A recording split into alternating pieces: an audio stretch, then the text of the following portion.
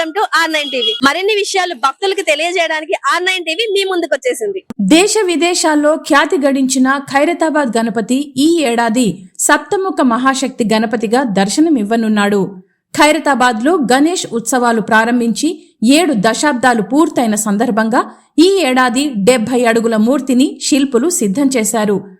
సప్తముఖాల్లో ఒకవైపు బ్రహ్మ, విష్ణు, మహేశ్వరులు, మరోవైపు సరస్వతి, లక్ష్మి, పార్వతుల మధ్య గణపతి ఉండేలా విగ్రహాన్ని సిద్ధం చేశారు.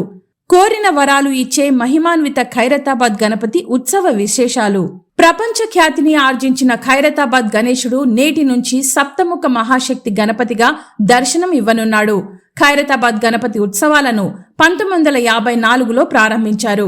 70 సంవత్సరాల వేడుకల్లో భాగంగా ఈసారి వినాయకుడిని 70 అడుగుల ఎత్తులో రూపొందించినట్లు ఉత్సవ నిర్వాహకులు తెలిపారు.